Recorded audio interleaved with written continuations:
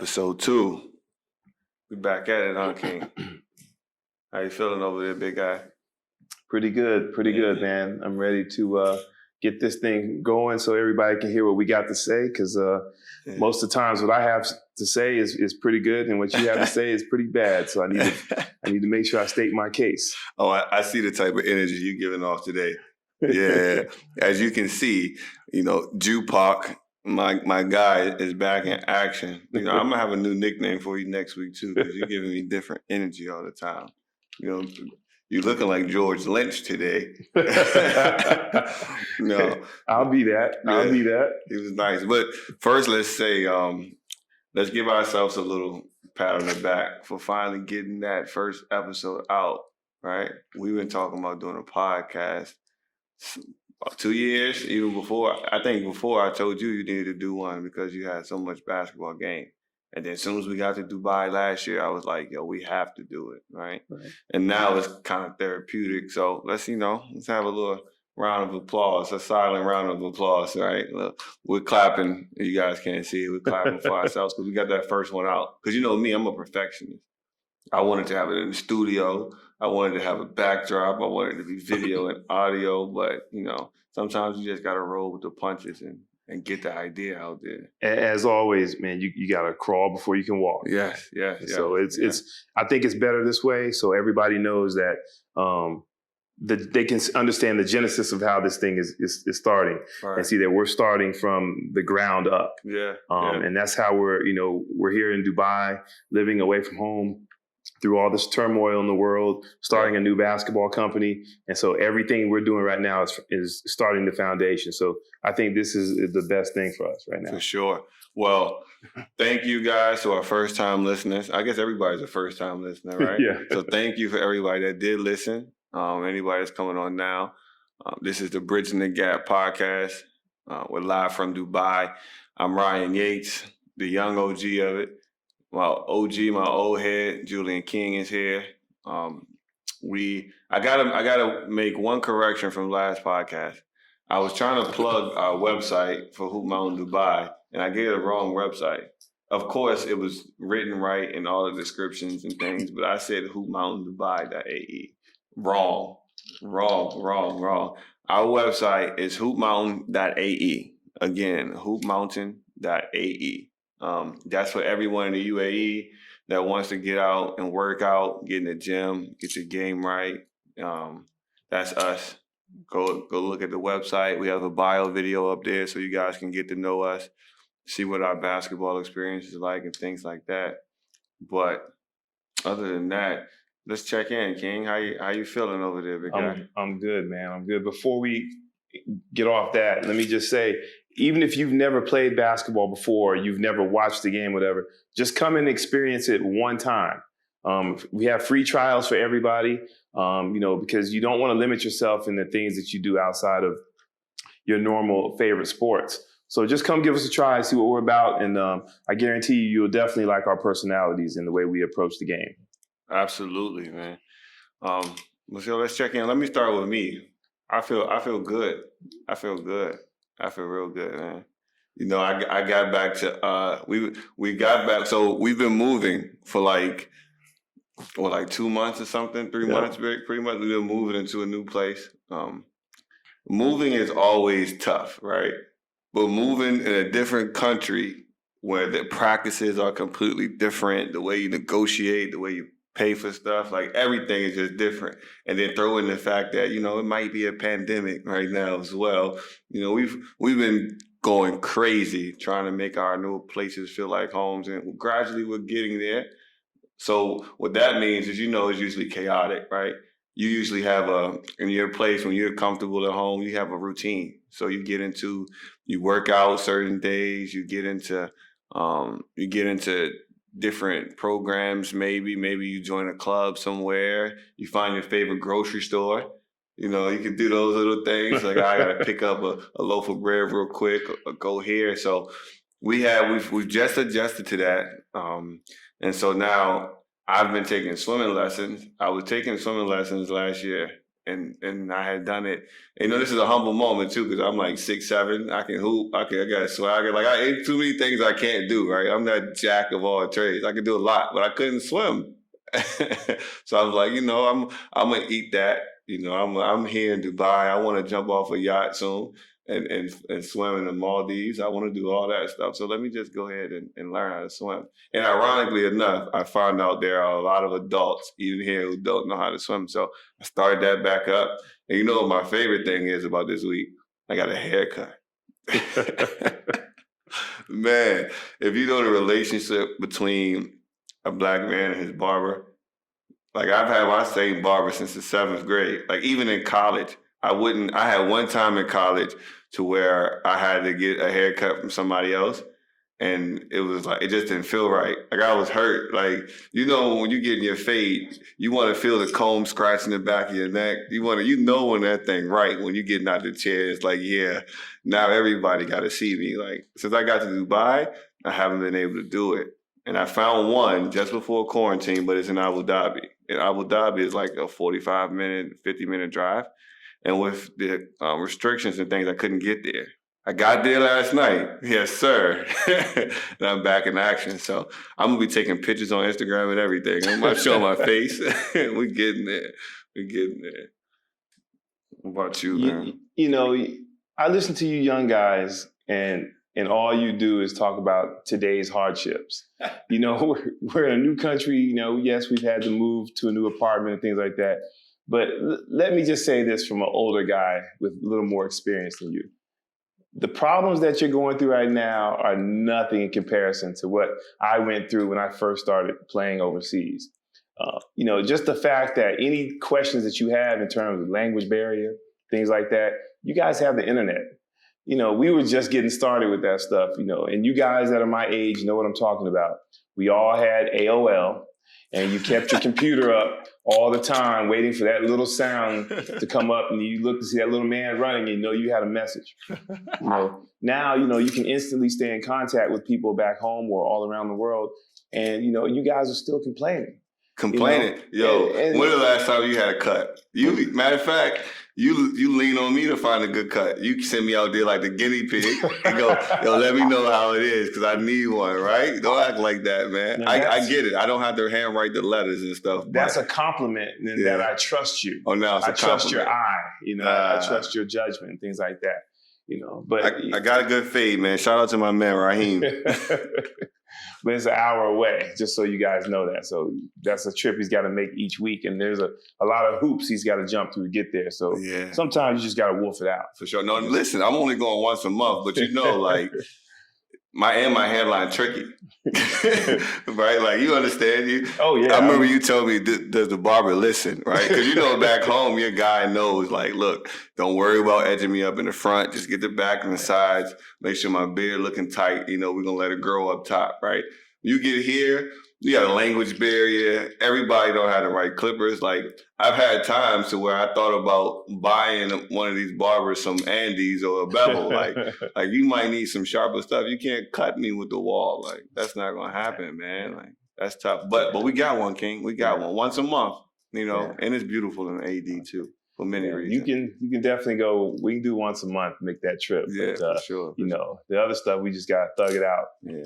Even you get a guy that doesn't listen. And then you end up. I've done this a million times, taking matters in your own hands and just trying to survive. And I'm overseas, so I can get away with a lot of the stuff that I normally can't back home. So that's a fact. You talk about the tricky hairlines. I'm 47, so mine is tricky. Some other spots too. But yes. I'm not at the point now where I got to come on home just yet. Yeah. So hey, no, you looking better than KD though. I tell you that. You got the crown, but that's the thing too. Like, the one thing that the pandemic did.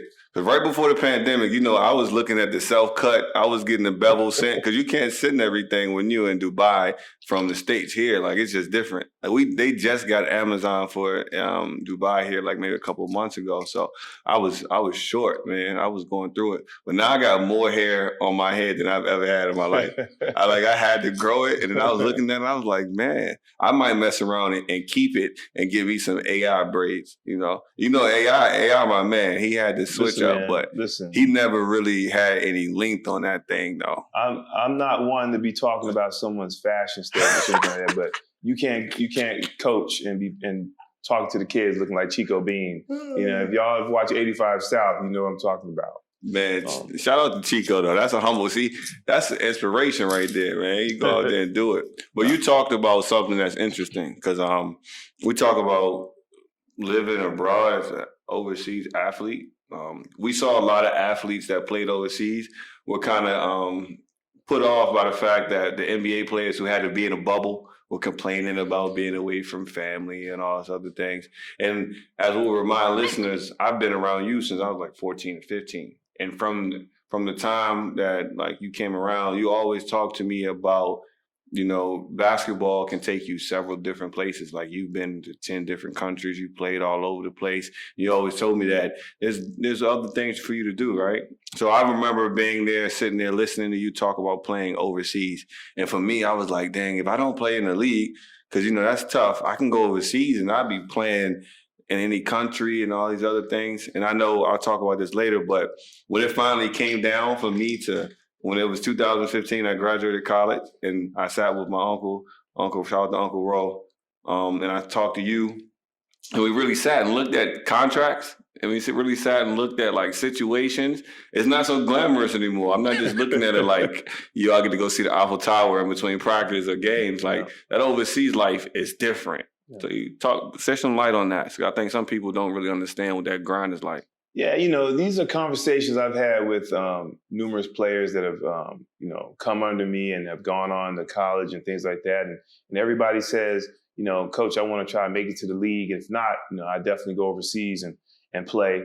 And I say, we always want to shoot for the top, but you got to understand that there's times in life where you just got to settle for certain things. But those things that you're actually settling on in terms of if you happen to go overseas, whatever, other people will kill for those opportunities. But everybody does not have a glamorous situation when they're playing abroad. There's some guys that, play in situations where they got to have a part-time job as well. There's other times where you got to have numerous roommates and things like that. You may not have a car and you're kind of on your own outside of practice. You got to find your way around the town, whatever. King, did you just say you had to have an extra job? Some people, yes. That's nuts. Yes. Like, I was fortunate where I never had to deal with that, but I've seen some teams in the lower leagues where guys actually had part-time jobs. And that's being asked also to almost be like Jordan, when the lights are on. Right. Talk about, I think I remember you telling me, I think you talking about going somewhere in South America. As soon as you got off the plane, they were like, look, your contract said you're going to give me 20 and 5 every night. I need 27 and 7. And we playing one of the tougher teams in the nation, in the country, in 2 hours. Yeah. And it was just an 8-hour plane ride. Yeah, for sure. And a lot of my friends out there that are my age that have played, they all know what I'm talking about. And I'm sure they'll start laughing. If you play anywhere in Latin America, there was times where you probably got off the plane and went immediately to the game. And they're expecting you to put up big numbers, win or lose. They're expecting you to put up big numbers to show that you can, score the ball, because they value that a lot down there. And so I've seen guys, go there and be jet lagged or be shocked with the environment, things like that. And I've seen guys have success. Some guys fail. See, one of my best friends, RJ. We played together at EMU, and then he graduated 2014. And he actually took a year and a half off or whatever, just to get ready for overseas. Build his body up, get some pro-am games in, some semi-pro-am games, and he ended up playing in Lithuania. And I remember, I think his first game, because we were keeping tracks of it, his first game off the plane, he might have put up 30, right?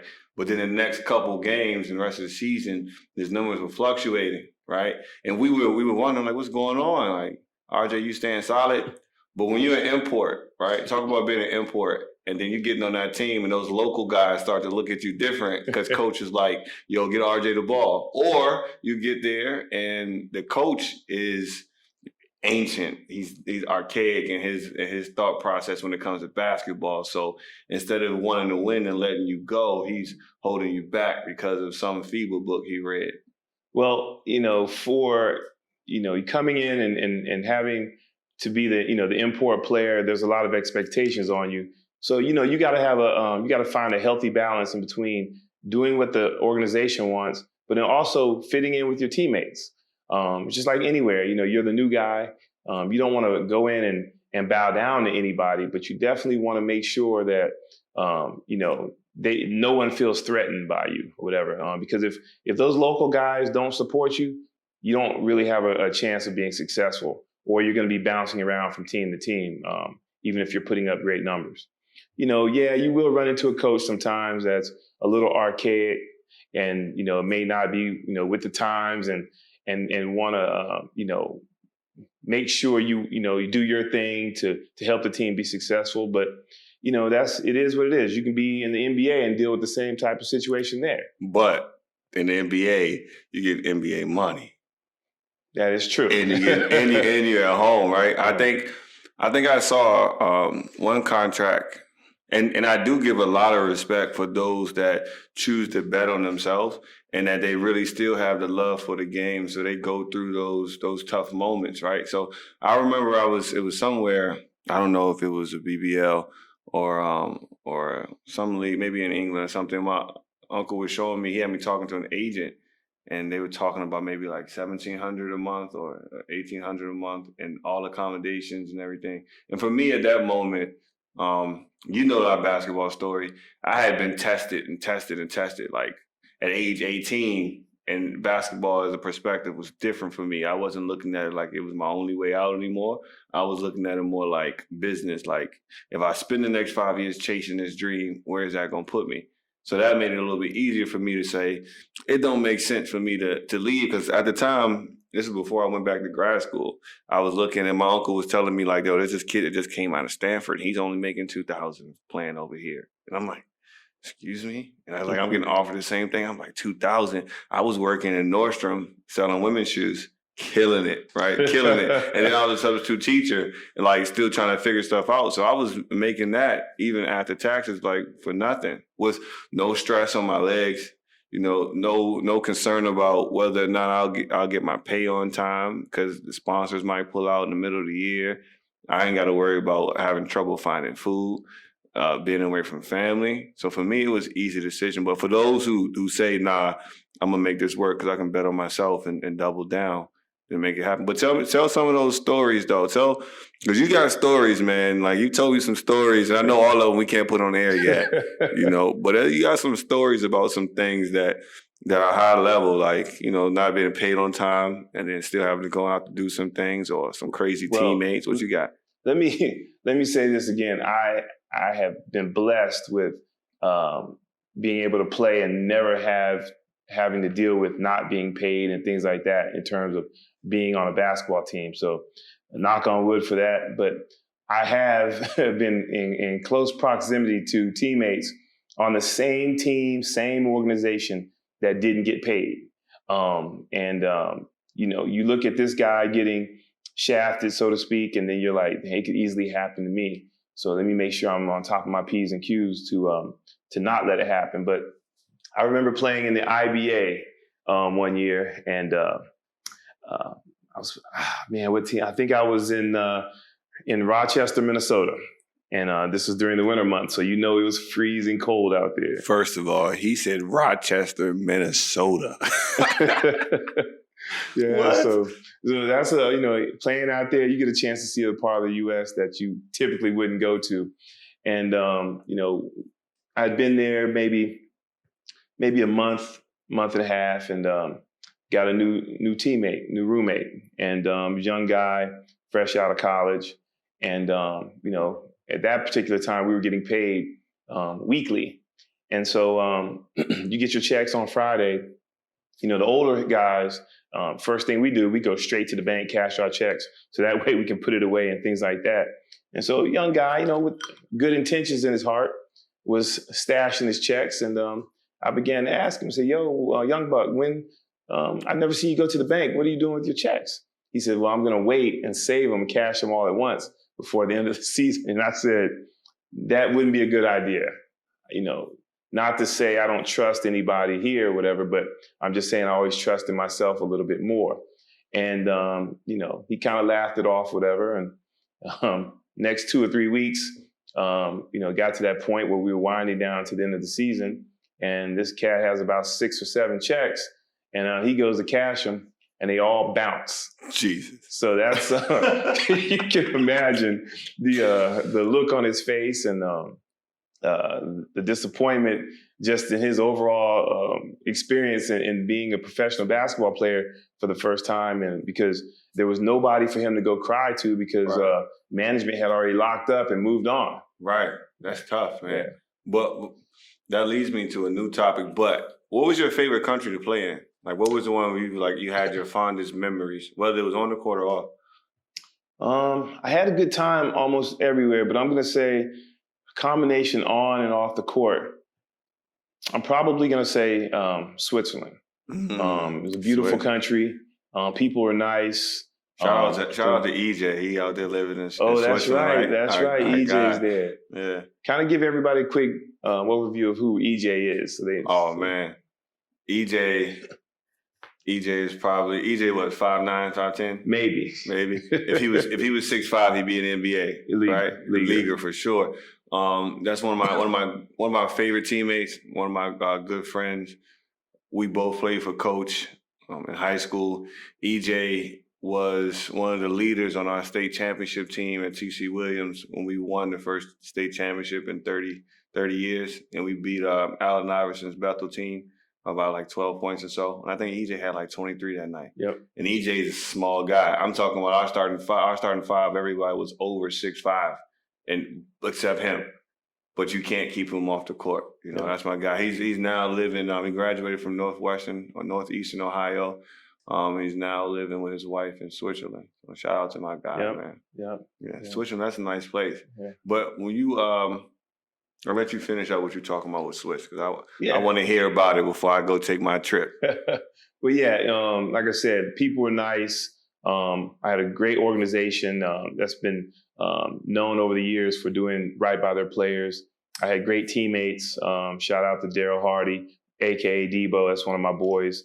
Him and his wife were over there with me. And, it was just a great experience overall. I mean, that is a place that I could see myself actually living outside of basketball. Man, hey, listen, I feel you, because I think I can live in Dubai in the UAE. I'm bringing my family with me. But when you just talked about that young buck who was saving his checks, right?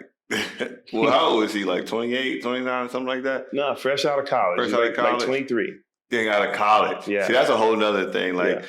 College really don't prepare athletes for things they should. But that's another topic for another day, right? But common sense. Right? My mom always says common sense ain't that common. Right? Like everybody don't have it, but you would think so. But what is common sense? Like we had this conversation before, but what is common sense? Well, basically from an OG perspective though, because I know you talk to a lot of kids daily about this. Paying attention to your surroundings, man. If you have an adult that surrounds you and that person is constantly giving you advice, I'm not saying it's always going to be good advice, but it's something that you can always learn from, whether right or wrong. And for people to talk to older people that have experienced certain things and maybe have been successful or unsuccessful at it, and for you not to take heed in any of that, that's lacking common sense. So those people are trying to help you from going through those situations where you make a major mistake that's going to set you back a little bit. Let's not get it twisted, though. There's some grown people like 40s and 50s and 30s who don't have common sense at all. like you'll look at them doing something, and for me, I don't know what it is. I just look at maybe it's ignorance, maybe they're naive, but I'm like, why are you doing that? Like, why would you think when you talk about one of the common things you talk about in the States, right? People get in trouble for leaving their dog in the car, leaving a child in the car while they go in the store. And it's like, I thought they would be fine. Like, what are you talking about? Like, what is wrong with you? There's always going to be exceptions that slip through the crack. Those are people that have made it through life by the grace of God that haven't had any major setbacks. Yeah. You think about a 23-year-old coming out of college and 5 or 6 of his checks, his first legit checks,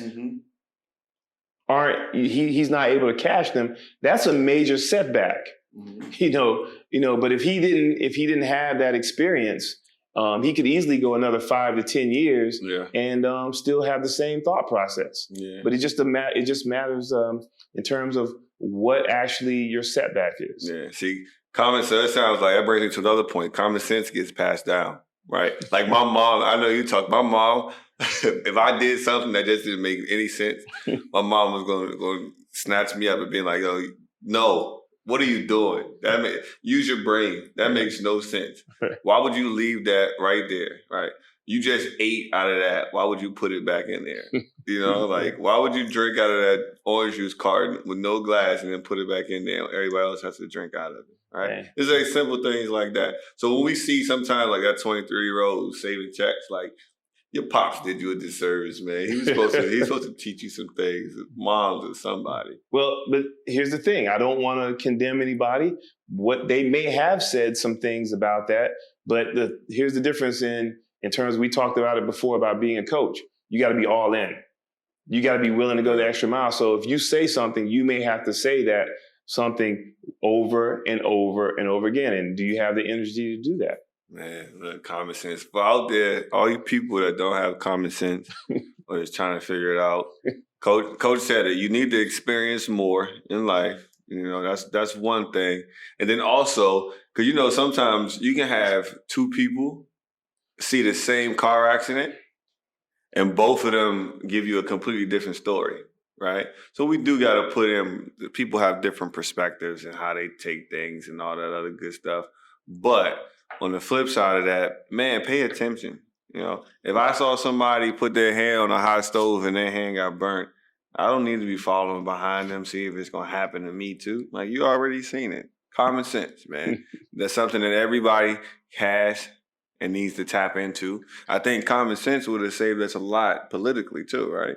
Yeah, I think so too. Politically, like a lot of common sense will help us a lot with making the decisions. Common sense will help us in our relationships when dealing with our partners. I know I get into some argument, not even an argument, because I don't.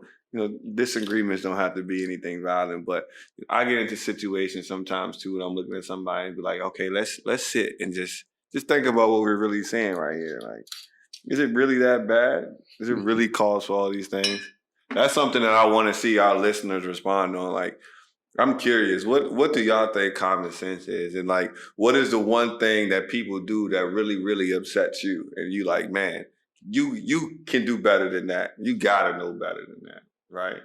So, and I have that time, with kids, you get that kind of, you can give them that leeway because kids are trying to discover things. They're being creative. They're trying to learn some things. I get that. I'm not surprised with any of that stuff. But as adults, man, and culturally too, right? Being here in the UAE, Americans have they have a reputation, right? People say American people think they can go anywhere and they just have, the red carpet rolled out for them, and they have the audacity to just say this and say that.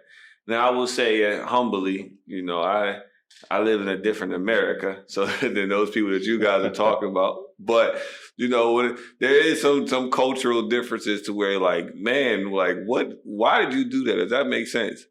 And a lot of it I'm referring to right now is driving.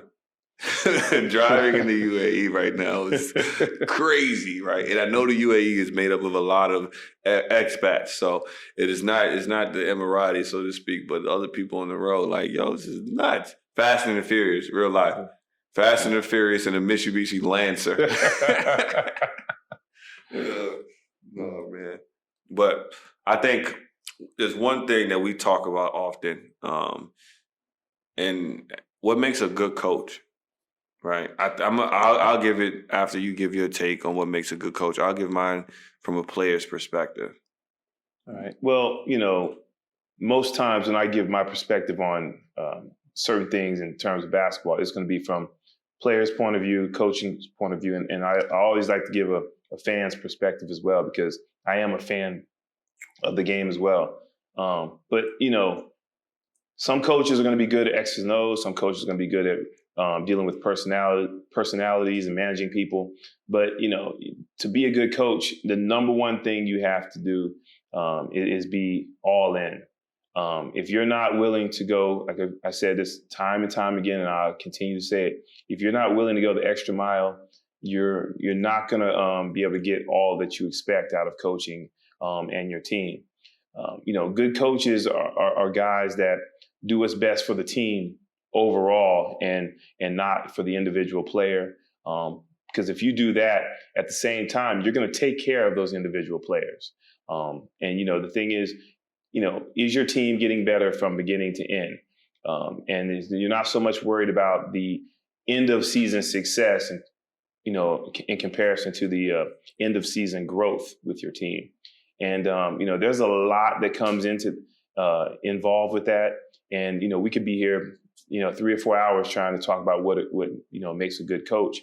But I'm going to say being 110% all in with your heart coming first in terms of just trying to do the right thing and do the best you can for your players.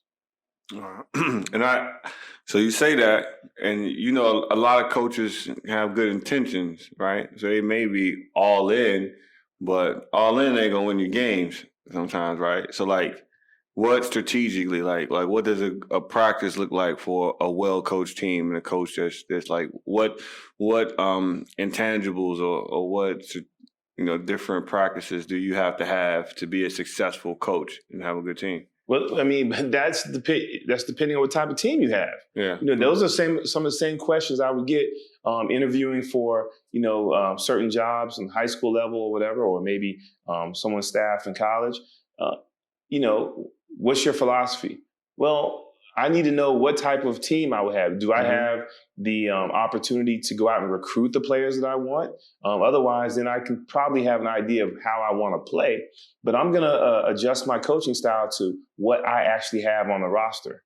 You may have a guy that's a thoroughbred. He's a real good athlete, and you want to get up and down. But then what if you have 6 other guys that aren't those, as athletic as this guy is? So what do you do then? Do you predicate the whole team's philosophy around this one guy, or do you adjust to the whole team? And so, it sounds like flexibility, right? You have to be. You have to be able to adjust.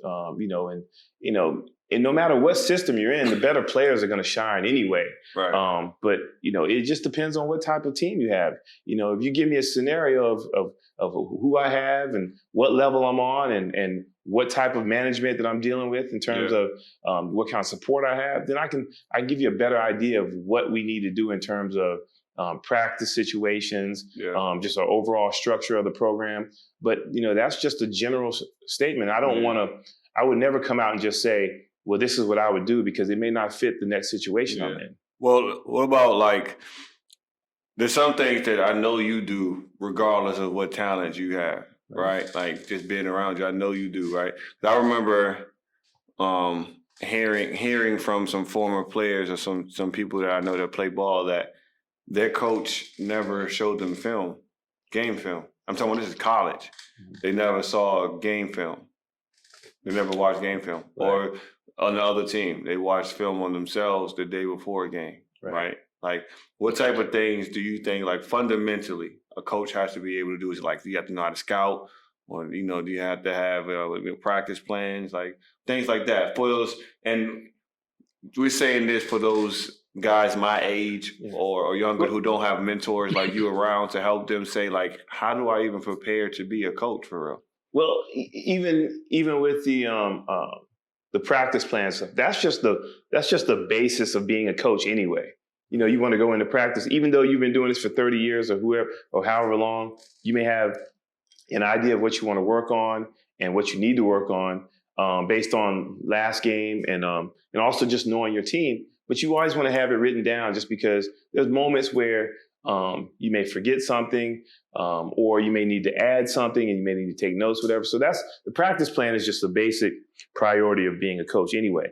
But in terms of watching film and things like that, you're never too young to start watching film. You guys know that we did that in high school. Mm-hmm.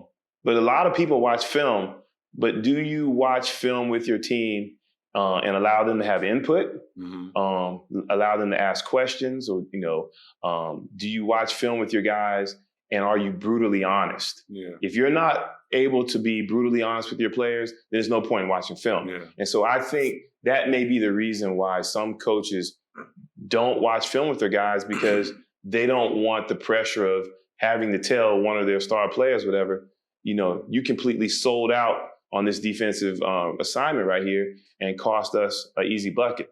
And so why do you think that is, though? Because, for me, like, it shows a sign of like weakness to a certain extent. Right? Like, how can I respect you all the way if you're afraid to hold me accountable? Is that because you're lacking somewhere? I know you don't ever have that issue, but why would a coach have an issue with holding his players accountable? And I'm not talking about in the NBA or anything like that, but lower than that. Well, it could be one that maybe that coach is a little uncomfortable talking about certain situations involving the game.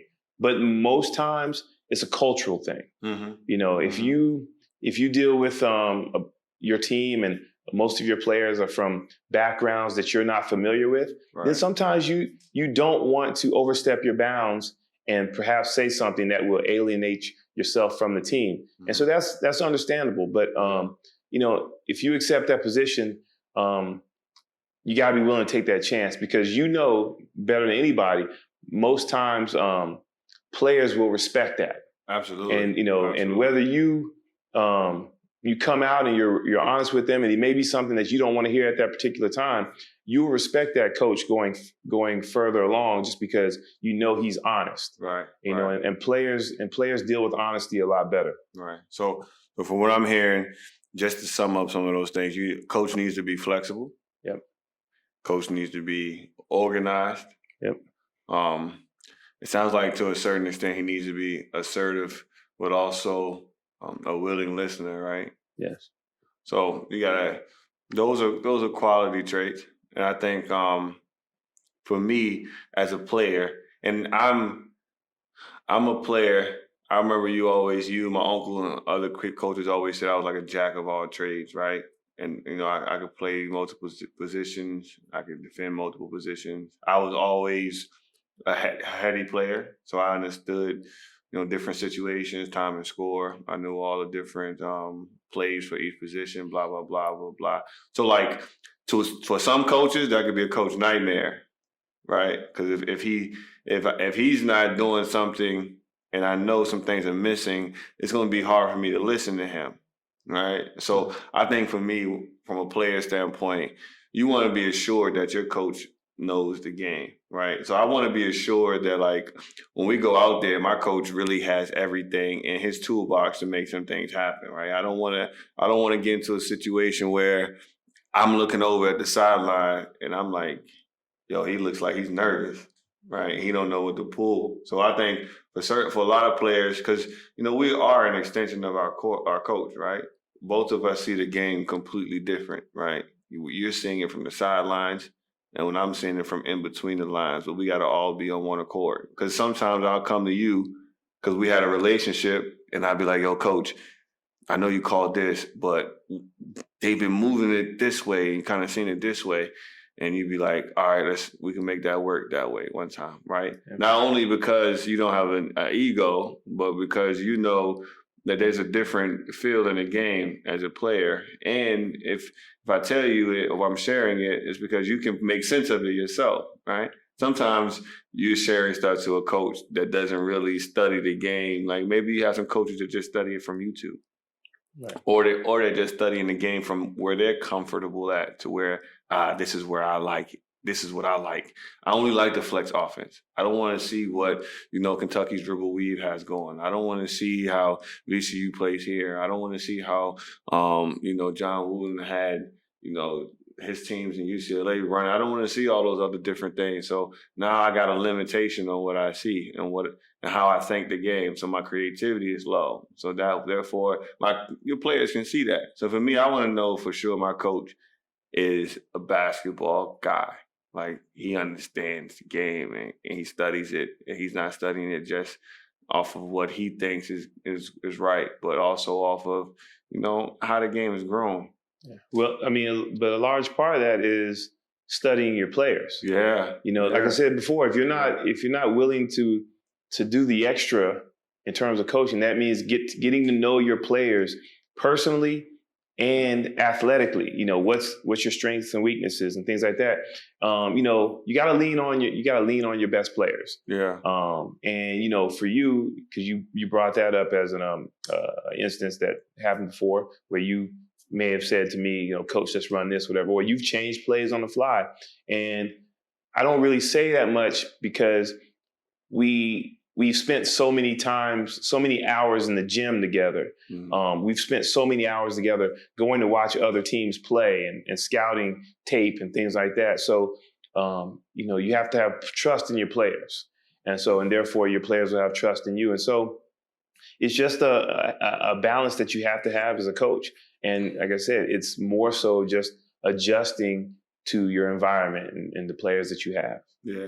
That's why coaches have to be dynamic personalities too. You may not have to be flamboyant, but you got to be a personality.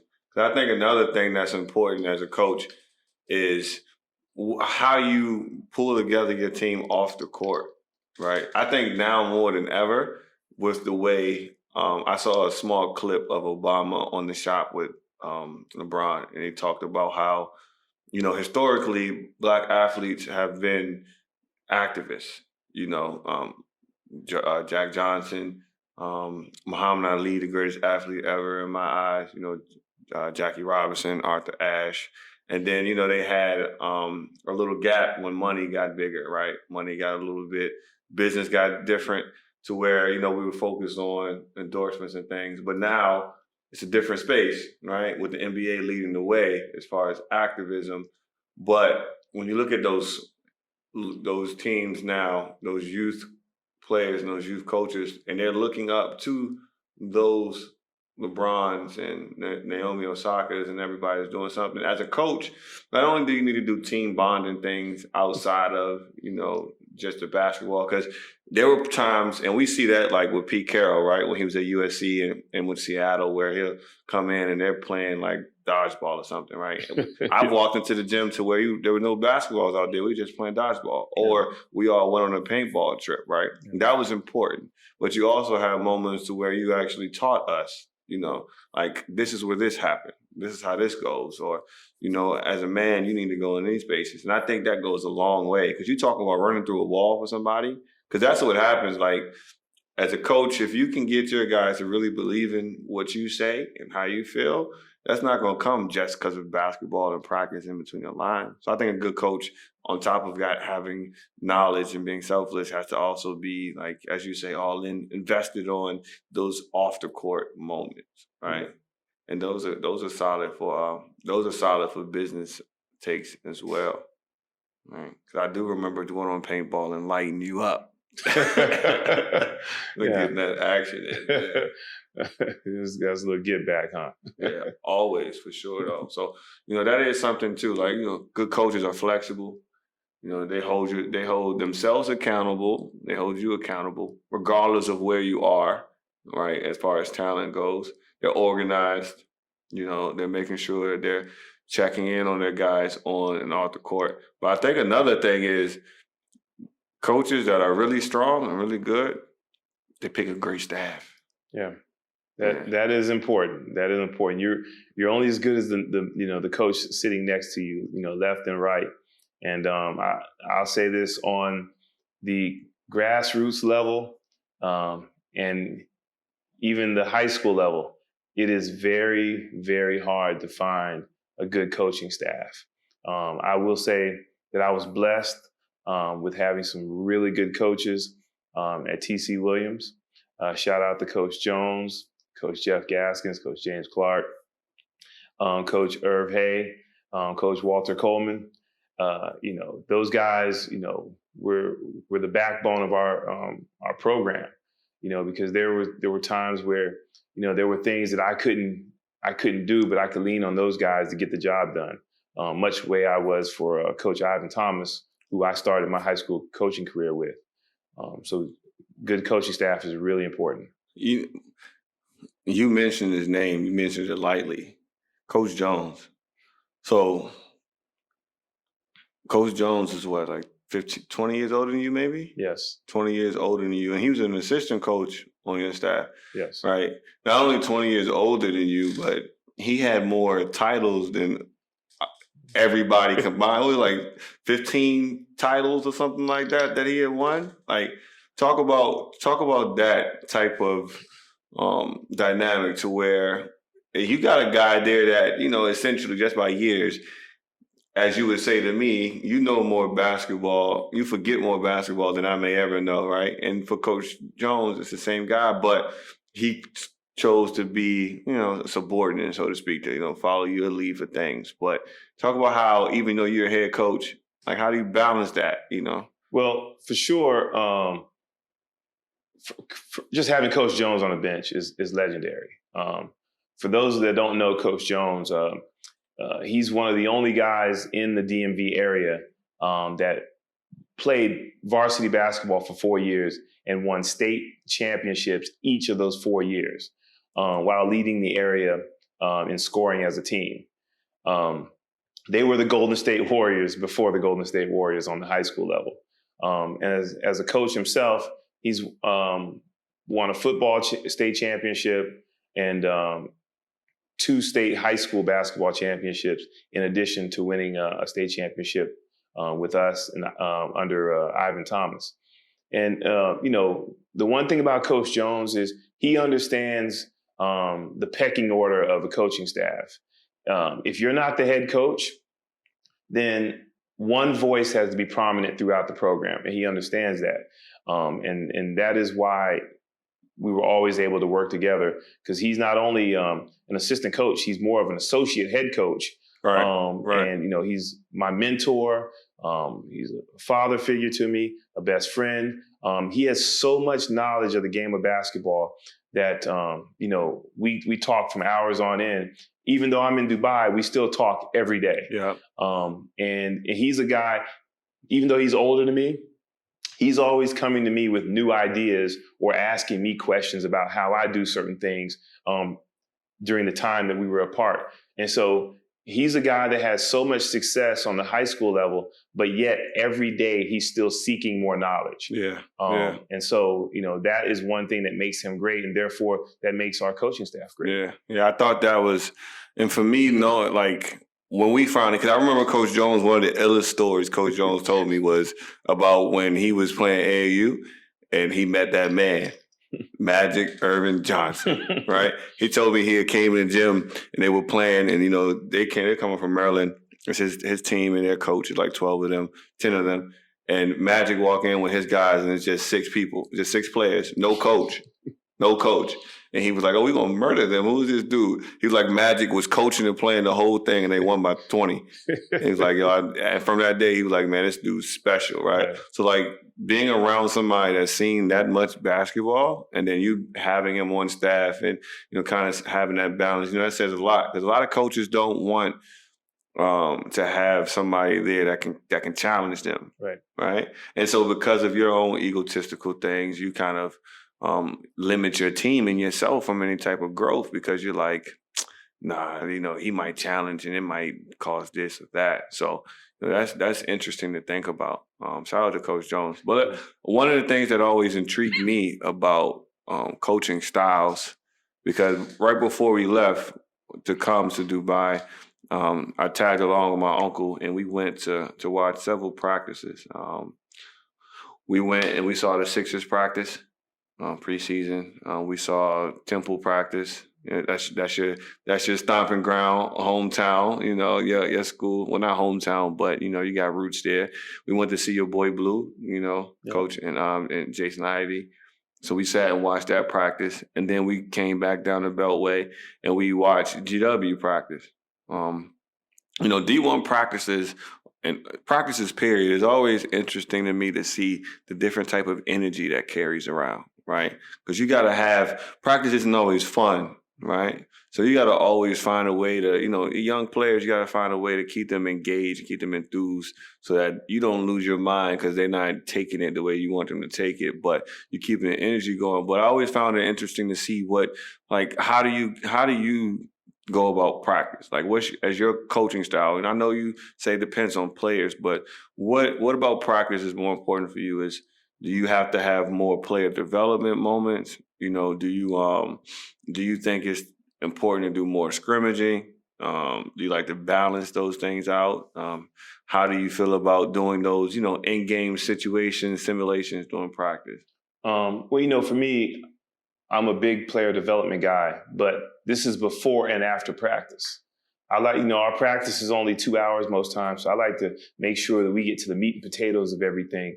And a lot of that has to, you know, be involved with scrimmaging where I can stop and coach certain moments during, you know, a real live game situation, because I don't want the guys to go out there and be robotic.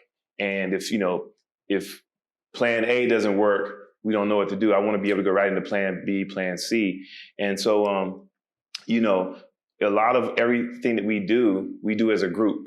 And it's all game situation. You know, there's been many times where we end the last 10 minutes of practice with an end of game situation where it's a game winner situation, or we got to get a stop to seal the win or something like that. So I like to make it as realistic as possible so that my guys don't have deer in the headlights. You know, when you talk about that deer in headlights moment, right? Like those, for me, you know, I'm always gonna find a way to throw this out there. Me being a Kobe guy, right? Like I love those spaces and those times, but I don't think people practice them. Right? Like, how can you be prepared for a moment when you've never simulated it yourself? So putting that in through practice, that's big time. Like, what do you look for? Like, how do you know as a coach when you have a guy that can show up in that moment, or when you know you got to prepare the team you always have to prepare the team as a whole, but when you know, like, all right, I need to make sure that everybody at least knows where they are on the court, so they can, you know, be prepared to make a play. But if you got a guy, like, how do you know when you got that guy that can, if I got everybody else in the right place, he can take us there? Well, that's from getting a chance to play. Mm-hmm. You know, we always see guys that do individual training and they go through all these drills, whatever, but they're not doing it in live action. Right. So they're called workout warriors. You know, then you're upset with them when they don't get the job done when the lights come on, and everybody's wondering what happened. Well, what happened is it's not a live situation. And, we want to do that as a team. So that way, not only does that guy know that I'm the best guy to get it done on the team, but everybody else on the team knows, because you don't want to be at the end of the shot clock or at the end of the game with the clock expiring and the wrong person has the ball in their hands. So that's why you want to do these live in-game situations with your team as much as possible. And you're throwing junk defenses at them, and you're changing the environment each time to see how they adapt. That's big. I remember having moments to where I was like, I remember the first time Coach Thomas had done that sophomore year varsity practice, and we were doing like last second plays from the sideline with only 3 seconds left. And then those moments came in the game, and we actually, okay, we've been here before. It doesn't matter. Like, we good. Probably one of the biggest games of your career against Montrose Christian that year. Yeah, we ran the in-game situation for EJ, and we hit the shot and sent us in overtime. Yeah, against the nationally ranked team. You know, and this leads me to another point. You know, people talk about people having to get lucky and people, everybody needing some luck and some things. And for me, when I look at that, I don't think it's necessarily luck. I think it's you being prepared. So when the opportunity comes, then you know how to take full advantage of it, right? So like, I don't think EJ hitting that half court shot was just luck, right? It went in that way, and everybody that sees it may think it's luck, but we practice those moments, that, right? yeah. We practice those, and then if you think about people in just everyday life who are waiting for something to happen to them, or they're praying for somebody to just drop an opportunity in front of them. While you're doing that praying and you're doing everything else, what are you doing to prepare yourself for when an opportunity comes? Right? Like when the opportunity comes and now you thought that you were just going to get the reward and not actually have to work through it. But the opportunity came and now you're looking at like, dang, I'm not ready. What am I going to do? So that's when you start to get nervous. That's when you get to the free throw line and you're sweating too much and you're getting a little tense and the ball is heavy because you don't shoot those free throws after the practice, right? Or when you up top and it's you down one or game tied and coach is like, it's up to you to make the shot and you want to toss it to someone to the right because you don't practice those moments, right? Or you've been waiting for that job to come. It came, but in the meantime, you've been playing around. You haven't been reading your books. You haven't been sharpening your skills. So now when it's here, you're like, I wasn't ready. Why don't you give me a little bit more time? Yeah. Right? That's that practice plan. Yeah, Ryan, for our Hoop Mountain listeners and clientele, can you give a little insight on why we do the one of the drills that we incorporate is called shot to win the game. Something that you guys practice a lot in your high school career towards the end of practice. Yeah. And, those were things that we would revisit at the end of practice in order for us to go home in a timely manner. Yeah. I think we started to do this with Rayon and Neil and some of those guys because they have a little bit more advanced skills. But it's one of those moments to where coach will line everyone out on the baseline, and everybody he'll pick one person one by one. One person, some people you'll give a move, right? You like I need you to between the legs, behind the back here, spin here, step back, jumper, right? And I need you to hit that. If you miss it, everybody runs. Everybody runs and you watch them run, right? Kind of putting some pressure on them and seeing how your teammates react to the fact that, I just called out so-and-so who's a 45% free throw shooter and I need him to make 2 free throws. And if he don't make them, you all run. Now you see, one, what that player is made of, right? Is he going to take that challenge and be like, I got this? Then 2, you see how strong your team is. Is your team going to be like, oh, man, forget it. Let's just get ready to run. Coach, I'd rather run. Or you going to have those guys like, let's get this, big dog. I know you're going to make it, right? And then you got it's kind of just, that's how, when I asked you, how do you know who's the big dog who can take that shot? I guess that's how you figure it out.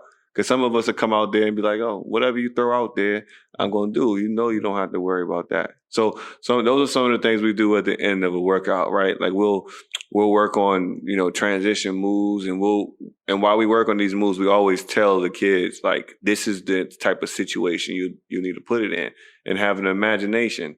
And then at the end of that workout, we'll test them to see if they can really put that together themselves and make it when it counts, right? So, that was one of my favorites. And as a coach, loosely as a coach now, that's going to be one of my favorites too, because I love to see their reaction when they miss it a couple of times and got to run. That's always fun. And, and that guy that you speak of, that guy, if he misses those shots on Monday, he's going to go and work on those shots the next couple of days and be ready for the next opportunity. Yeah. And that's what we want. If they're a hooper. If they're a hooper, right? Like everybody doesn't get that, same push. And before, I think we'll probably end it on that. But we talk about coaches, right? So just to wrap up the coaches talk, we want to see coaches that are, they're accountable. They hold themselves accountable. They hold their team accountable. They are always learning. They're flexible. When we talk about flexibility, I want to make sure I make this point. I was listening to, what's his name? I was listening to Earl Watson again. I brought him up last time, but they were talking about he used to go see John Wooten all the time, right? While he was still alive, because, it's an urban legend, so to speak. So he talking to him about offense. And Wooten won how many, like 12 titles or something like that? Something crazy, right? And I'm not familiar with the offense he ran, but was it like a 4-round one with a high post? Yeah. He said, cut. yeah, UCLA cut, right? So he said there was 2 times in his career where he didn't run that, right? And then we're talking about John Wooten, you know, the guru, the godfather, everything. Like he won 15 titles, whatever. Why would he have to change anything, right? But he changed it 2 times. He changed it for John Wooten. He changed it for Luau Cinder. Now we know him as Mr. Kareem Abdul-Jabbar and Bill Walton, right? You talk about being flexible and make adjustments. If he can make adjustments, and of course, those are 2 transformative, especially transformative players, right? But you got to make adjustments to what you have in front of you, right? And if John Wooten can say that and, you know, make those moves, every coach should be able to do that and let the ego go. So their preparation, and then also being able to build bonds and team chemistry off the court, right? And picking a strong staff. Would you say that's a good mixing pot of a good coach? That's a great starting point, right? Yeah, for sure. Yeah. And you know, those are all things that you control, you know. So like, you know, you can make all those things happen. Let's get into some fun stuff though. That NBA draft is creeping up. The NBA draft. And I think they're trying to project a December start date for the season. Yeah. December something. I know the NBA lost $1 billion, but I don't know if December is going to be a time to where you can get fans in the gym, one, like safely, and then all those like players just finished, right? I'm thinking January, February. What would you, as a player, because I know Bron not playing. Yeah. You know, December is a quick turnaround. You know, the end of January, early February is more reasonable. Those guys just did something out of the norm by being in the bubble for 3 months. Well, most of the teams, rather. Yeah. And, you know, you got to give those guys a chance to recuperate and get their mind right and prepare for, you know, another long season. Because, you know, they say they're shaving off 10 games, but that's still 72 games. Yeah. That's a long season. Yeah, no, that's real. You know, and I know as old heads, you guys, like, as you get older, you kind of drift away from that younger generation of hoopers. Like, you don't go seeking to see who the top high school player is anymore unless you're down there. And I kind of, now that I've gotten older, I kind of been teetering that line too, to where I don't always go back and check out to see who up and coming like I did while I was in college and things. But I do know LaMelo Ball. I do know Anthony Edwards. Like I do know what they bring. I've seen a little bit of James Wiseman, but I want to talk about LaMelo, right? Because I like LaMelo a lot. I like his moxie, right? I like the way he carried himself. You know, I think that he got a different a different walk to his talk. What do you think LaMelo's ceiling is, and what would you say would be a good fit for him for those teams with the top 10, the top 10 draft picks? Well, I'm going to say, you know, with him, you know, his potential is limitless. It's just with his size. I mean, he can do everything, and you know, he does have some incredible swag with him. Yeah, a little more toughness with him, I think, out of the entire bunch. But I'll say the thing I am impressed with is that, you know, he has started to develop into a real professional basketball player. Yeah. Before, he was kind of living off just his name, his size, and in terms of his height and skill level. But you can see that he's been working on his body and things like that. And I watched him play a few times, you know, while being in Australia. And I saw him not only just take over games with scoring, but also by distributing the ball and being a leader. And that says a lot about his growth. And so, you know, in terms of which team would draft him, I think because of his size and versatility, he could probably play on any team. Yeah. I mean, because his skill set, he can shoot the ball from half court off the dribble. He can get to the rack. He's long enough to be a solid defender, and he's got pretty good IQ. So, I mean, wherever he goes, they're going to get a good draft pick. Now, the problem that he could run into is just that living up to the hype. Yeah. See, I think this go around though, he doesn't have as much hype as Zoe had going into, right? Because Pops was talking too much. Pops was saying crazy things. He was saying that Alonzo will probably run a ring before Bron did, right? Like we see where that came. But with LaMelo, for me, I think we got to look at how people were groomed to a certain extent. I remember seeing a video the other day where LaMelo was playing like 17 and under with his brothers out there in the thick of things, right? And and then was doing things the way he wanted to do it. And I think like mentally that prepares you for a challenge like this, right? I don't think he'll fall this far in the draft because I think he'll be top 3 because he'll sell tickets too, right? But I think I would like to see him paired in Atlanta. Well, when I say the pressure of living up to the hype, I don't necessarily mean the basketball environment itself.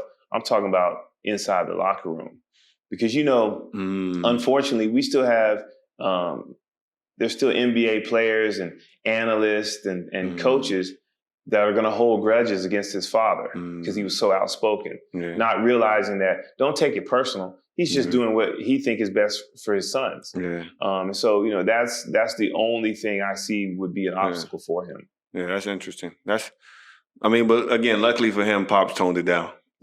Pops toned it down for sure. But I would like to see LaMelo and paired up with Trae Young.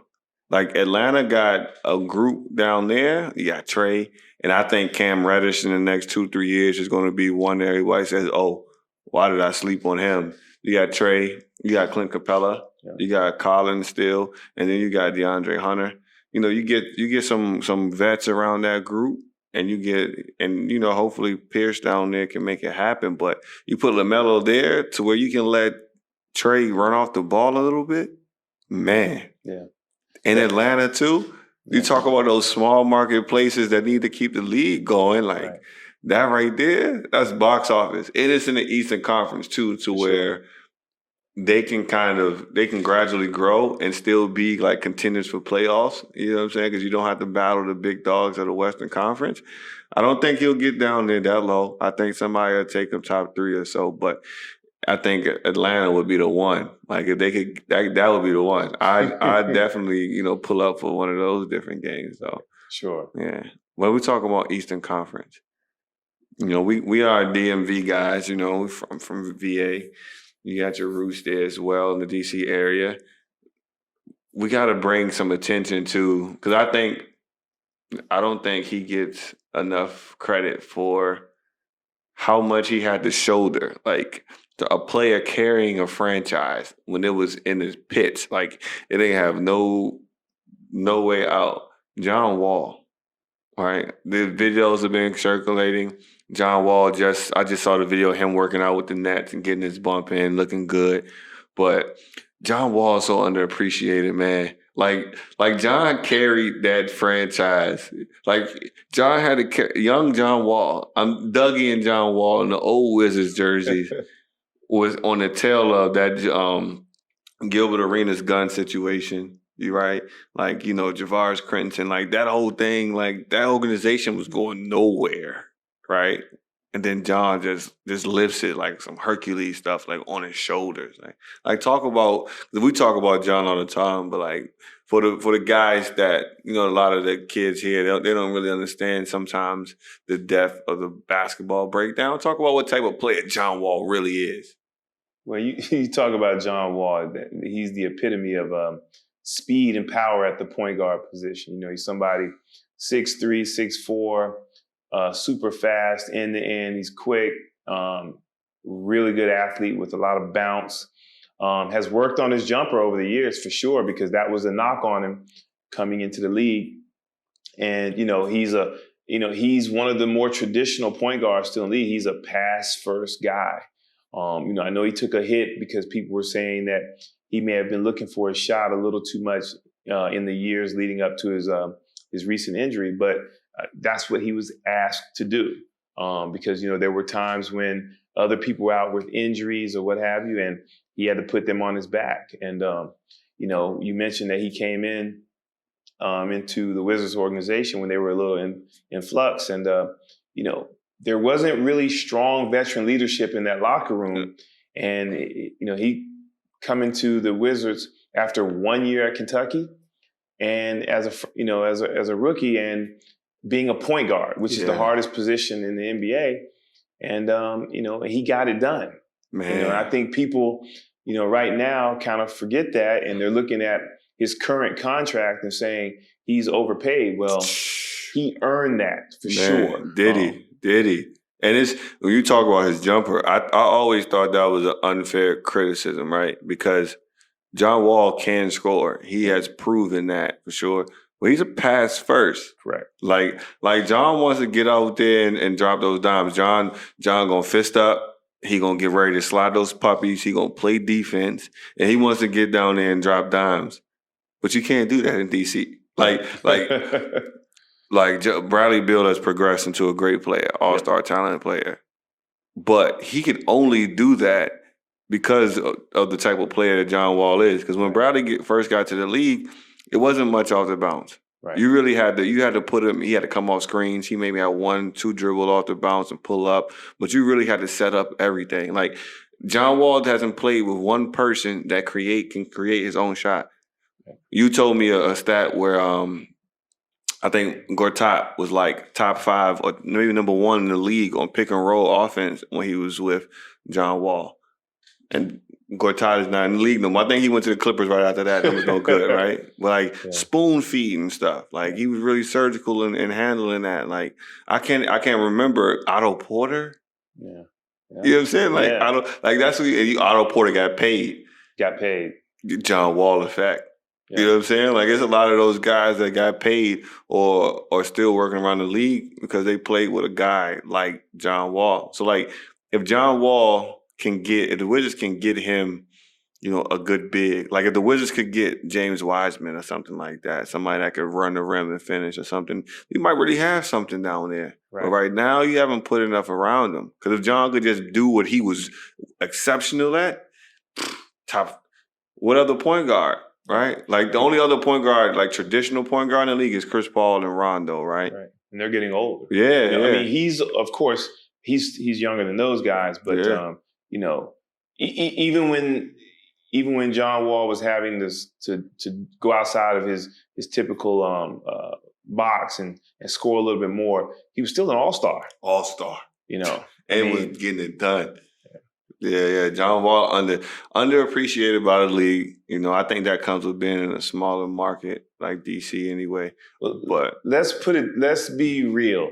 Underappreciated more in the DMV. Yeah. That's where the appreciation is lacked because I think, in DC when they're winning, everybody's a fan. Everybody's at the game. Everybody's at Rose Bar. Yeah. Seeing them at Rose Bar. Yeah, they lose a few, then everybody wants to point the finger. But we all know that it's just at times over the past 4 or 5 years, it's been a badly run organization. For real. I mean, DC sports, period. Right outside of like the Nats and the Cowboys, like from my birth, probably they've been terrible. Like that football team out there, everything. But we won't even get into that. I haven't watched football. But when we talk about players like John Wall, would you say John Wall is a superstar? He's not a superstar. He's an all-star. Okay, so this begs the question of what makes a player a superstar? Because we just talked about the fact that he carried an organization with nothing, right? And he made everyone around him better. And then he has all those tools that you talk about athleticism at the point guard position. How many point guards in history have been as athletic, as quick, as bouncy as him?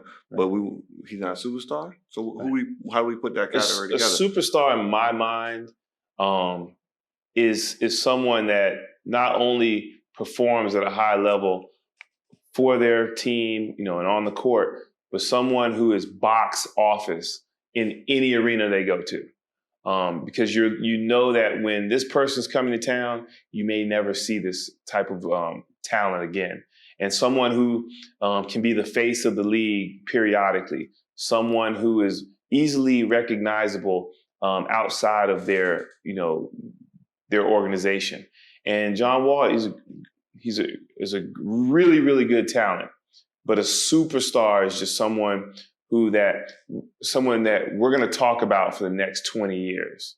But when we talk about that, then because that's like media driven, then, right? Like from a media standpoint, they control that narrative about who gets that look, right? And if you're not in certain markets, because if John Wall decided to leave and he went to New York, then the talk will be a little bit different. But as just hoopers, as just hoopers, who would we consider? Who do you consider? Like, give us names for who you consider. Let me tackle the media thing first. That's not necessarily true. The media can hype you up for short term, but we've seen so many players be hyped up before and put up in the superstar category, and then 2 or 3 years later, we don't talk about them anymore. But when you look at it from a hooper's perspective, there's certain guys in your mind that may not be in a large market, but you're looking at those guys, you're like, he's a monster. And the number one example that comes to mind is Damian Lillard. Yeah. He's a monster. Yeah, for sure. But of course, Portland isn't that large media market. But to guys that are true hoopers, they'll say he's a superstar. Yeah. But the media may not paint him as such. Skip Bayless, Skip Wayless, and all the randoms. But who was on your list of superstars then? I know that's a short list for you, but who's on that list? It's a short list. We got to talk about the King because they just brought a championship back. Him and KD are automatics, right? LeBron, KD, Giannis. And I know people give Giannis a hard time because they've flamed out in the playoffs, but that's not necessarily all on him because he's still something that we haven't seen really with that agility and at his size, and he's a baby. Yeah, I like the fact that he's getting that criticism right now. Yeah, because it was due. Right. Like, because that's when you really hit that mark to where it's different. Because LeBron had to go through it, KD had to go through it, Kobe had to go through it. Harden's going through it, Westbrook. Like, you don't become that media darling anymore. Now you really see what it's like. Right. I like that. I think that's gonna make him push into something different. Now we start going into the next group of guys that could be superstars so you stopped it at that? You stopped it at I'm stopping at it just because KD. Hold on, let me make sure I get these names out perfectly. So you got LeBron, you got KD, and you got Giannis. Those are your three superstars. Right. Those are my three bona fide guys right now. That's it. Yeah, but like I said, there's levels to this. Hold on. I'm saying buddy stars because Anthony Davis is right there. But we all know that we're still waiting on Anthony Davis. Still, he may be 1 year away. 1 year away from what? To me, because he's been doing it. He's been doing it longer than Giannis has. Right. I'm talking about 40s and 20s and carrying like he's been from a hooper's perspective, not from what he can do with his organization. But AD, Harden, Russ. But Russ is. I was going to get to him because he's box office. Because you may hate him, but you'll still watch him because you don't know what he's going to do. Mm-hmm. But what I'm saying is that superstars can't just be good players that have exceptional talent. There's a lot that comes with that. Because when you go to the All-Star game, even though there's a collection of All-Stars, there's still levels to this. It's still different. And AD is one of those. Yeah. He's getting there. And the reason, because in New Orleans, because, the thing that's going to still be held against him is getting to the playoffs and things like that. But we talk about that being as an organizational thing and not a team thing. Because that you can't put that on just a player because it's who's around AD. Do you remember any of his teammates? Because I don't. I think the only time I remember is when he had that one playoff run when they finally put Drew Holiday and Rondo there, and they had a formidable team. But for me, I gotta disagree with you. AD is definitely a superstar. Like I said, now he's right there. But there's still going to be hoopers that say that we still got to see. We still need to see him be consistently a little tougher, and then and believe it or not. even though we shouldn't hold this against you, it is held against you sometimes in terms of your durability. We know that. I mean, because that's just how it goes. So, and some of your durability happens to come with some of your toughness. So, like I said, he made major steps this year, but we need to see it consistently. You and I talked about this on a side note about one game where I think he had like 24 points, like 12 rebounds. And I think you pointed out they had 4 blocks. And to the average NBA player, that's a hell of a night. But for AD, because he's done so many other things before at certain times, and we know that he's in the finals, we're expecting him to keep that consistent level of high, energy, high performance, and things like that. So, like I said, when I didn't say he wasn't, I'm saying he's a budding superstar. See, the reason why I'm saying that he is a superstar, because the only next step for him to me is to be the best player in the world. Like I think he gets to that next level. I don't think it's just like, all right, now I'm in a conversation with KD and all. Like, I think now it's to the point to where he is the best player in the game, period. That's why I'm like, he got to already beat it. Because I think, as a player, he gives you more than what Giannis does, right? And Giannis just has a different role of what goes on. It's hard. We can disagree, of course, right. So because if you switch AD and Giannis would be a totally different player playing with LeBron. It's just we all know it's about situations and things like that. Well, I mean, 7 years in, AD been AD for 7 years. But that's what I'm saying, because Giannis ain't been in 7 years, right, and had that same type of consistency. It's a combination of durability, a little toughness, that's all. But if that's your only knock, then you're in a good position there, right? Yeah. Well, let me ask you this. We'll see. Is Kawhi Leonard a superstar to you? For me? Yeah. No. Okay. Well, but you know why I say that? I say that there is, because even when you talk about Kawhi, right? The names you just named, and we're gonna keep AD in that conversation, right? The names between KD, LeBron, Giannis, and AD, those are different.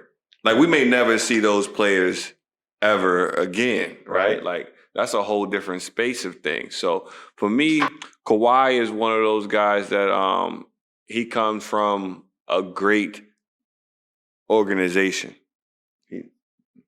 A great organization. He got drafted by the Spurs.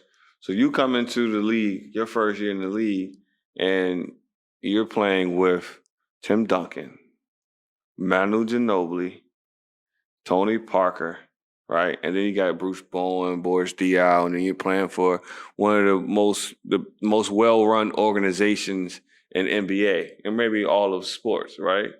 So, and then you go and you leave there, and you go to a Toronto organization that is pretty much already put together, right? Like, they've been winning for years.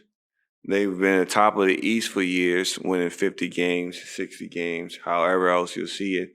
And then, you got Kawhi just comes in and fits a need that they hadn't had, because he has championship experience. He gets, he's a little bit better on defense than DeMar DeRozan was.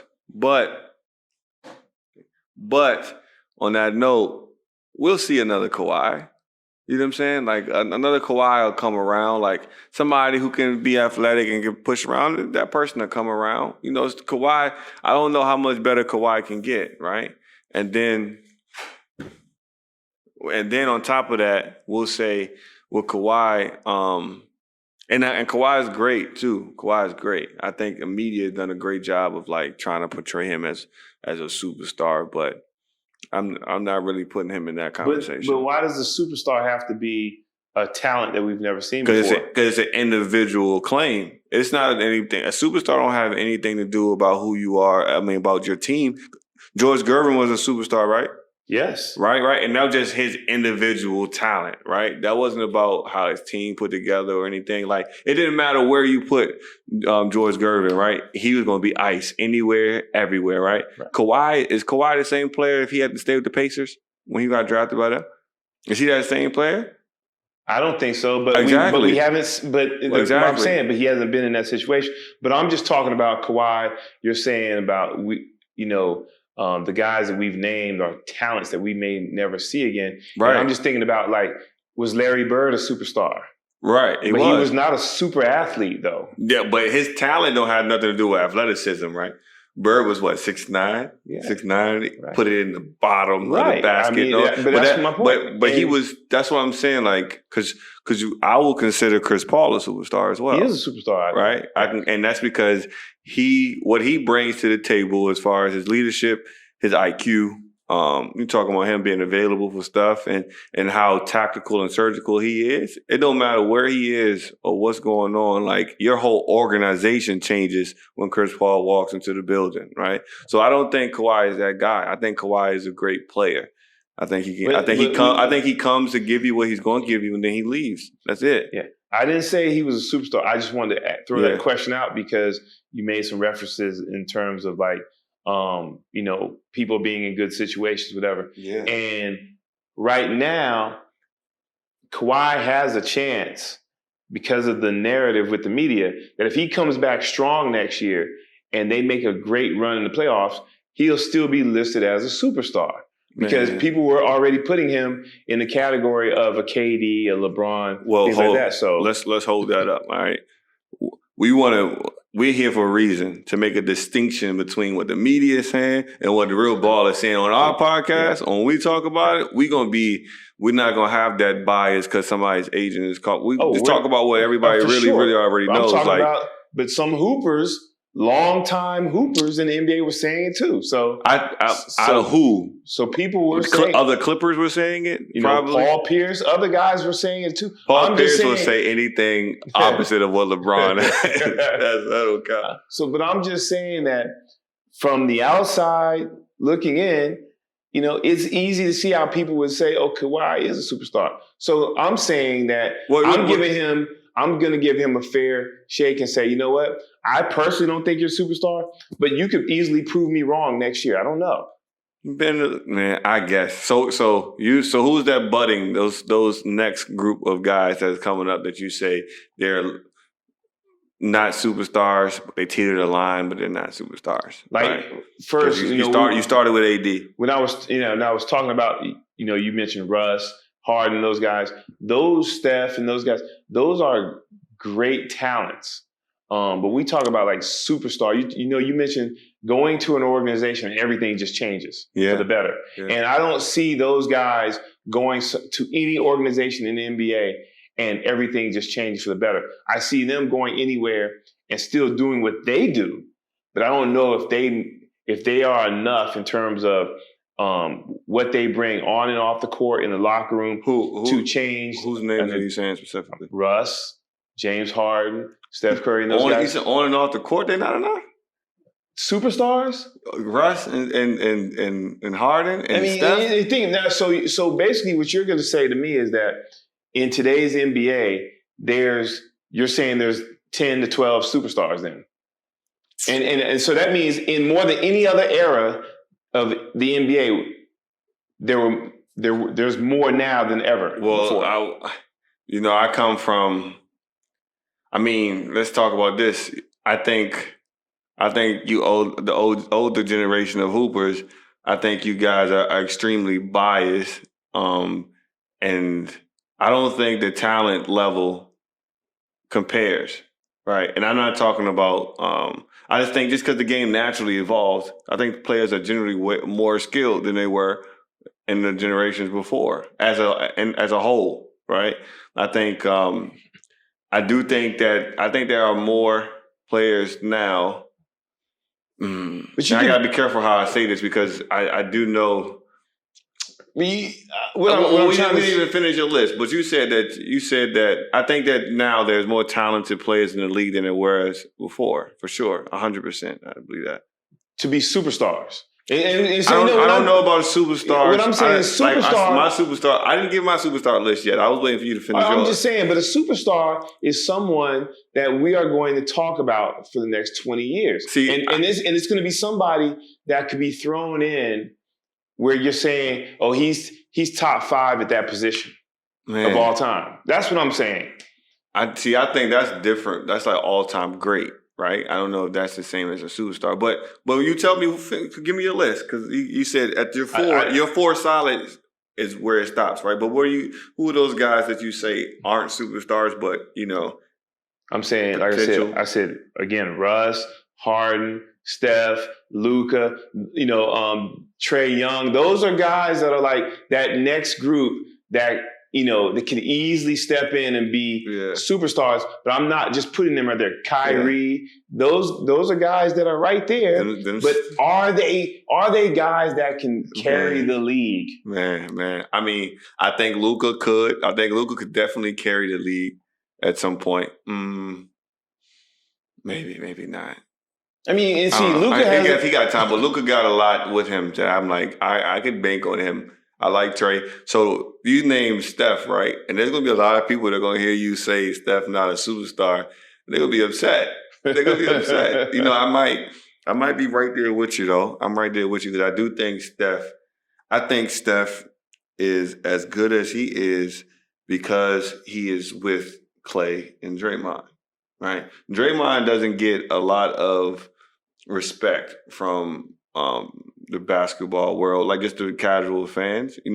Real people, real basketball guys really understand what that three-headed monster is like, and that the engine of that, the brains of that, is Draymond, right? Draymond is the playmaker for that team. Draymond is the one that makes sure everything goes, everybody gets their touches, screens are set, the presence is felt defensively and offensively. That's Draymond, right? So and Klay is, between the three of them, Klay would probably be the one that I think you put him anywhere in the league. It ain't gonna matter because Klay got size for one. Klay for me, I told you in the car, is Reggie Miller 2.0, like better. Because if I've heard the conversations that Klay Thompson could be one that could lead his own team to the playoffs or something like that. Initially, I was like, no. Klay can't dribble. It's dope that you can score 60 points and only dribble 4 times out the entire game. That's crazy, right? That's something that's box office, right? That's superstar level, right? But then for me, just the way we've been seeing the NBA and, everything been off the bounce and those guards having creativity, I'm like, there's no way, right? But then when you just think about basketball and you think about the fact that we tell our kids all the time, most times you really just need to be able to do one thing exceptionally well, right? Only a handful of people can dribble the way they want to dribble as many times as they want in the game, right? It might be 4 people on the planet that can do that, right? You ain't never going to be able to do that. You got to be just great at what you can do. And Klay, you get yourself with the right coach. Klay can score off the mid-post. Klay got size. He can get to the basket. Klay catch and shoot. You tell me you think Klay a better shooter all the time, like all-around shooter than Steph because of how he shoots off the top, catch and shoot, and in clutch time situations. But, I say that Steph is only as great as he is because he's with Klay and Draymond. So for me, that's the difference I say when I don't think he's a superstar. And on top of that, he's not a great passer. He's not a good defender. He had limitations offensively too. You know what I'm saying? He just does one thing better than anybody ever did it in the league, which is okay. You know what I'm saying? That's something you got to acknowledge, but there are limitations to that. That's why KD had to come.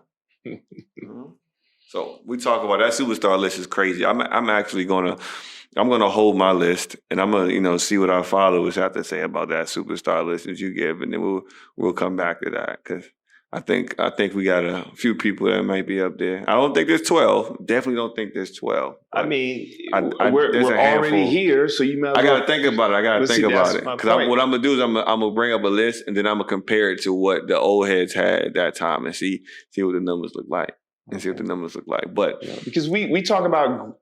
I'll mention somebody from 20, 25 years ago that was in the NBA, and you look at their numbers and you're like, whoa. And that player, because it just happened to be playing with MJ and those guys, whatever, and you were like, he wasn't a superstar. What I'm saying is just different levels to this. And you won't look back at James Harden and say he's not a superstar. No, I didn't. No, what I'm saying is like, what has been one of the knocks on James Harden? He don't play defense. Well, and he chokes in the playoffs. And he's 20 times better than I would ever dream about being in terms of basketball. But I'm saying a superstar is that guy that he gets your team as far as he can until we get to the point where we know, they lost, but we understand why.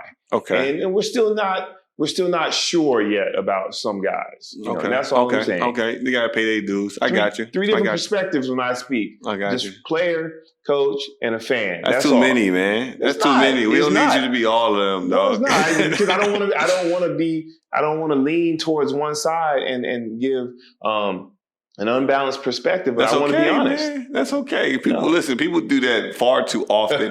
We don't need to be the ones to be responsible, at least with this, because we know better, right? Like, you can go ahead and lean on that, man. That's cool, though. That superstar comment is interesting anyway, because, you know, I hear people say stuff like Melo not a superstar, Melo wasn't a superstar. You know, that's false. You know, Melo carried the Denver organization for 8 years, right? So that's an interesting topic. That's more so like fan speak, just to have some fun and talk about. But guys are guys. Guys, if you look across and you see one of them wolves, you know, right? You know it as a hooper, right? But we'll get to that point to where we talk about, we'll bring it back to grassroots, because we talk about superstars in basketball and all those things. All of them guys had to start somewhere, right? They had to start at some experience level or something like that. And being here in the UAE, where basketball is not that popular, and it's not that popular because people don't want to play, it's because they don't see it often, right? It's not on TV as much. It's not an entertainment event like it is for us at home, right? There aren't any people really putting together quality basketball events that we're used to, the ones that make people fall in love with the culture of basketball, right? So then what that brings is you only have a small percentage of people playing basketball. When everybody's really, really interested, but they only see it as people like play it for profession or something like that. So you get parents that ask, are my kids good enough? Do they have enough experience to be playing? Like, you know, and they're doing it like just humbly, just like out of concern. I don't want my kid to feel embarrassed because everybody else is good. Or, you know, I think part of that too is because some coaches, and I think this is something too, I see a lot of coaches that show off working out kids that are already good.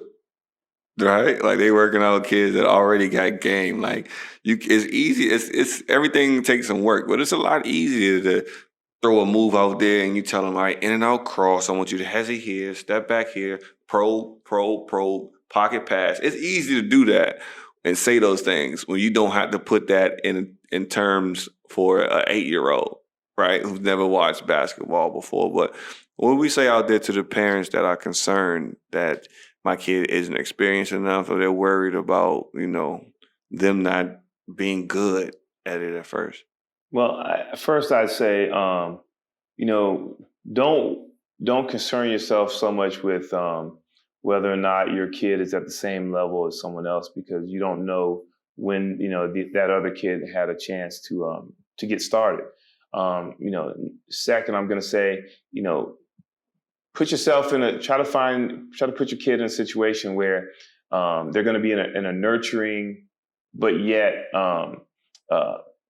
high impact environment where there's going to be a lot of expected of your kid, but also your kid is going to be pushed at the pace that's best for them. And, you know, I can't speak for other organizations, whatever, but, you know, here at Hoop Mountain, you know, we don't care what your skill level is.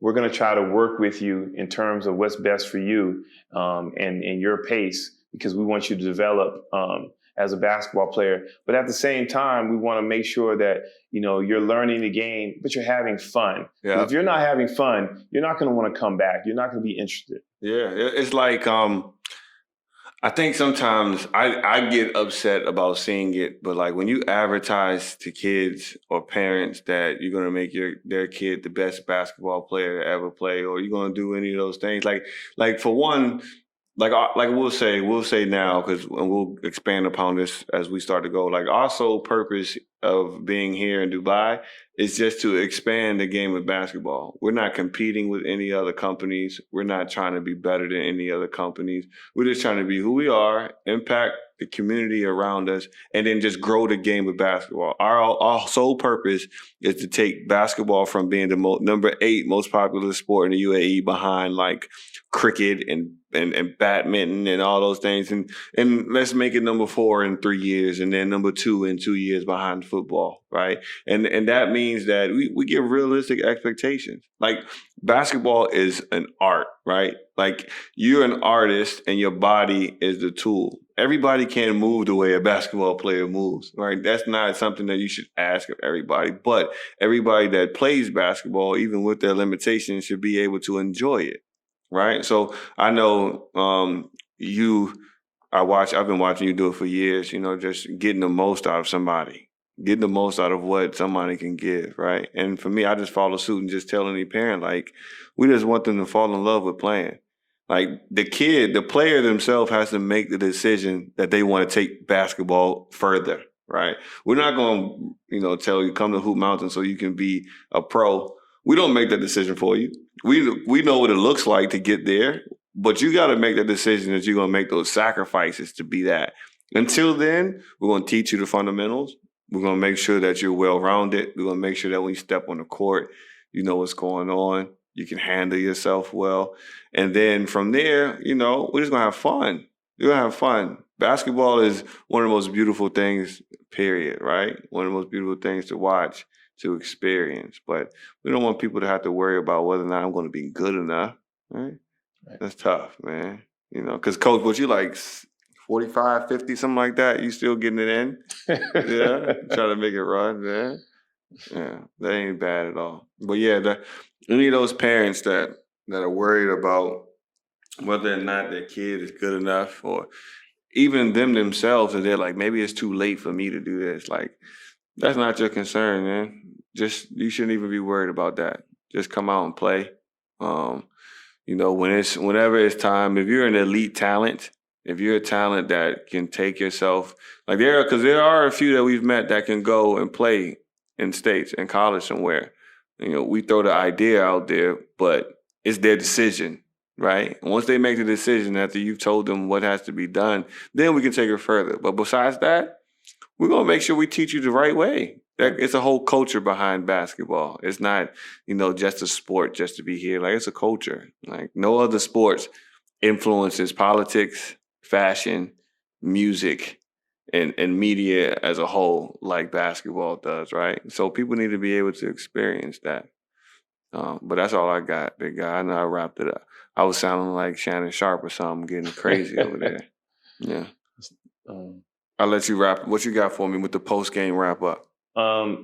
Just kind of piggybacking on what you said, we want people to come in, experience the game, fall in love with it, and then you will make the decision for yourselves whether or not you want to pursue it in a more serious manner, which we can help guide you in that, or if you want to just continue learning the game and having fun with it, and just being a part of your everyday life, because there's guys that 45, 46, 47 years old still meet at the YMCA on Saturday mornings and try to kill each other for a couple of hours to play the game just because they love it.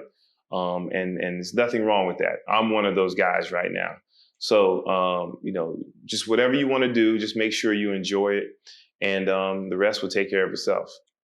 Always, always, always a good gym there. And for me, I would just like to share, keep going, right? That's one of those things that I've been saying to myself, my family, my friends, just keep going. Sometimes you get into a spot to where it's like, I'm not sure what it looks like going forward, but you just keep going. The work is always worth it. You never know when your opportunity is going to come, but you got to make sure you keep working so that when it does come, you're prepared for that opportunity. Besides that, thank you guys. It's episode 2, right? This is dope. Like, to be in the middle of like building a business internationally, right? Together. and then also like building a podcast simultaneously is like our little chronicle, our little journal in the meantime.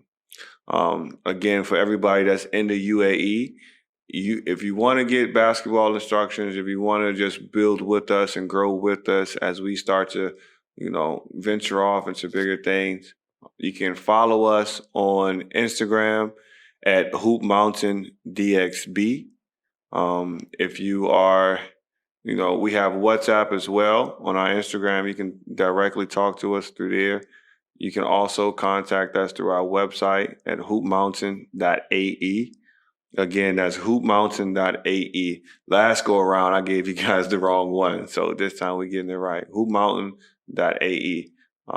And as far as the podcast goes, we are hosted through Captivate.fm. You can listen directly on there. You can follow me on Instagram and Twitter at AYates, and that's AYEYATES. And the link in my bio will lead you directly to the Bridgin the Gap podcast. Also follow us at Bridgin the Gap _podcast. No, excuse me, at Bridgin the Gap _. That's it on Instagram. And then we are on YouTube as well. Same thing, Bridgin the Gap podcast, Bridging the Gap. That's it. And then you can catch us on SoundCloud, Spotify, Apple Podcasts, Amazon Music, and everywhere else. That's it for today. Thank you. See you next week, and keep going.